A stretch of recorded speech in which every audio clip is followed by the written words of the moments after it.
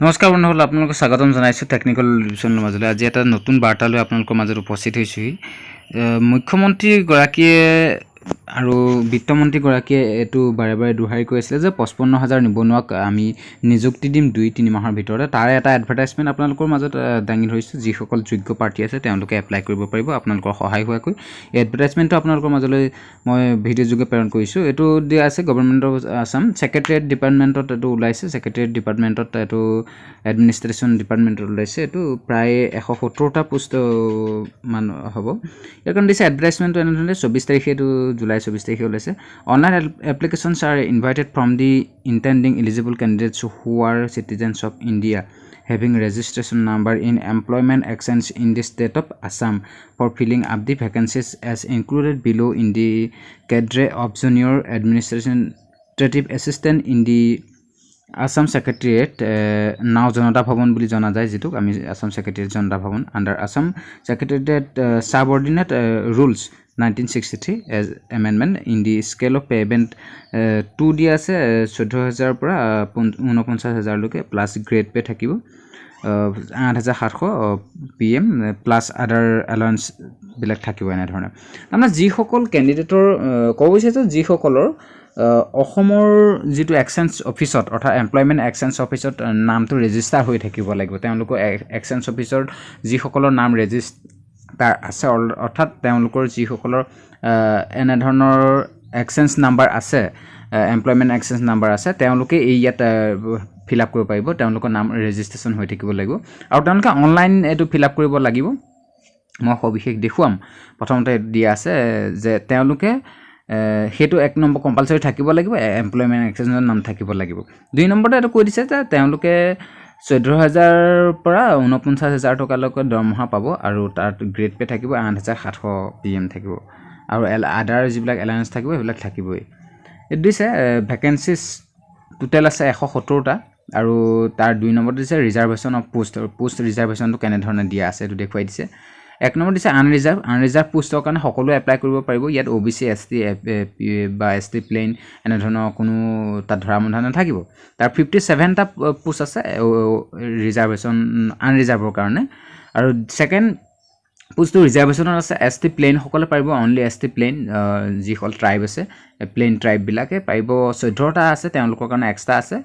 সেইগিটা post 14টা আৰু ST হিলছৰ কাৰণে আছে 12টা পোষ্ট ST হিলছে পাৰিব আৰু 4 নম্বৰ যেটো পোষ্ট আছে সেই 4 নম্বৰ যেটো আছে সেই 4 নম্বৰটো আছে SC কাৰণে 14টা আছে শিডিউল কাষ্ট সকলৰ কাৰণে আছে আৰু 5 নম্বৰত আছে OBC MOBC ৰ কাৰণে 40টা আছে OBC আৰু MOBC ৰ কাৰণে তেওঁলোকৰ 40টা পোষ্ট আছে আৰু 6 নম্বৰ যেটো পোষ্ট আছে সেই পোষ্টটো হল পাৰসন উইথ ডিজেবিলিটি অৰ্থাৎ যি সকল PWD ডিপাৰ্টমেন্ট PWD যি সকল ক্যান্ডিডেট হে তেওঁলোকে পাৰসন উইথ ডিজেবিলিটি অৰ্থাৎ বিশেষভাৱে সক্ষম ব্যক্তিসকলৰ কাৰণে 14টা পোষ্ট ৰিজাৰ্ভেশন আছে আৰু ইকোনমিক্যালি উইকাৰ সেকশনত যিসকল থাকিব যিসকল ইকোনমিক্যালি দুৰ্বল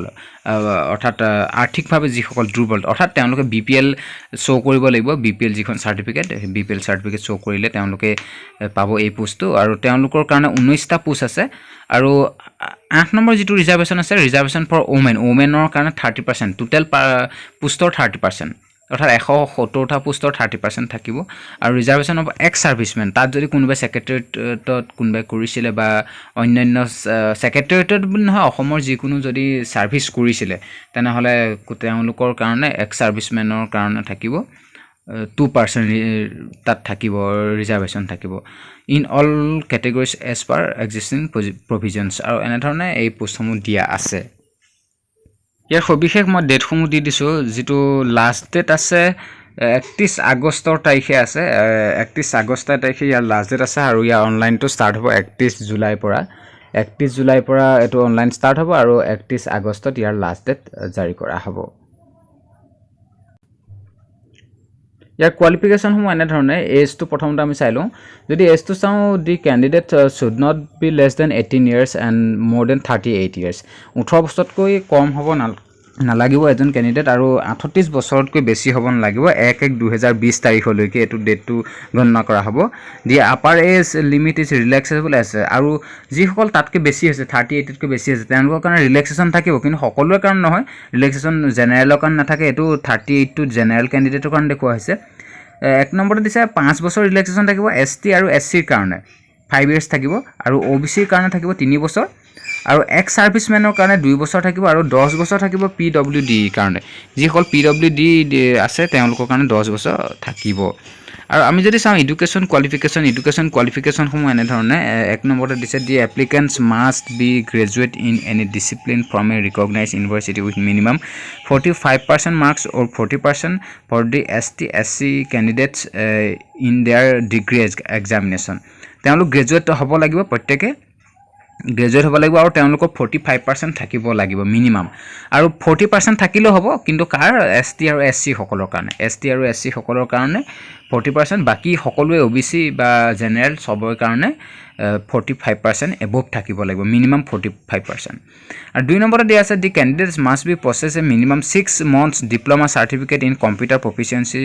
ফ্ৰম এ ৰিকগনাইজড ইনষ্টিটিউট আৰু তেওঁলোকৰ 6 মাহৰ মিনিমাম 6 মাহৰ এখন ডিপ্লোমা সাৰ্টিফিকেট থাকিব লাগিব কম্পিউটাৰ সাৰ্টিফিকেট থাকিব লাগিব তেওঁলোকে এটা যিকোনো এটা গভ ৰিকগনাইজড ইনষ্টিটিউট হ'ব লাগিব ইনষ্টিটিউটৰ পৰা তেওঁলোকে তাত কৰা সেই সাৰ্টিফিকেটখন থাকিব লাগিব প্ৰডিউস কৰা they must have been good working knowledge of office productivity software tools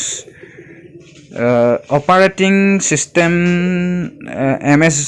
Word জানিব লাগিব Linux MSc এইবিলাক জানিব লাগিব তেওঁলোকে such as Word Professor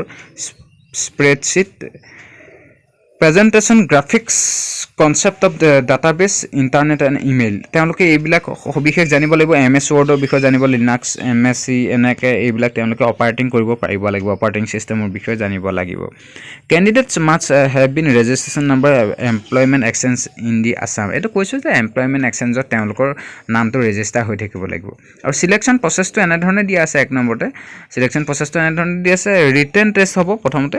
written টেষ্টত যি সকল পাস কৰিব এটো দিয়া আছে selection written test computer practical test and precis writing তেওঁলোকৰ এইগিটা ওপৰত ভিত্তি কৰি তেওঁলোকৰ এই সিলেকশন প্ৰসেস হ'ব প্ৰথমতে ৰিটেন টেষ্ট হ'ব ৰিটেন টেষ্ট যি সকল পাস কৰিব তেওঁলোকৰ কাৰণে কম্পিউটাৰ টেষ্টৰ কাৰণে পুনৰ মতা হ'ব কম্পিউটাৰ টেষ্টত যি সকল পাস কৰিব তাৰ পিছত প্ৰেসেস ৰাইটিং টেষ্ট এনে ধৰণে লিখিবলৈ দিব আৰু তেওঁলোকে কোড এপ্লাই কৰিব পাৰিব সেই এপ্লাই যেটো ডেট আছে সেই ডেটটো এনে ধৰণে দিয়া আছে হাউ টু এপ্লাই এনে ধৰণে দিছে interested candidate have been online website কৰিব লাগিব এটো অনলাইন কৰিব লাগিব অনলাইনৰ কাৰণে ওয়েবসাইটটো দিছে www.recruitmentset.in এইটোত যাব লাগিব এইটোত গৈ পেলাই আপোনালোকে এইটোত টুকি ল'ব পাৰিব হবিহে এইটোত গৈ আপোনালোকে এপ্লাই কৰিব পাৰিব আৰু এটো দিছে 31 জুলাইৰ পৰা ষ্টাৰ্ট হ'ব মিডনাইটৰ পৰা আৰু মিডনাইটত শেষ হ'ব এটো একেবাৰে 31 আগষ্ট তাৰিখে এটো আছিল আপোনালোকৰ সবিশেষ ভিডিওটো যদি ভিডিওটো চাই কেনে পালে লাইক কৰিবলৈ নাপাহৰিব যদি ভাল পালে ধন্যবাদ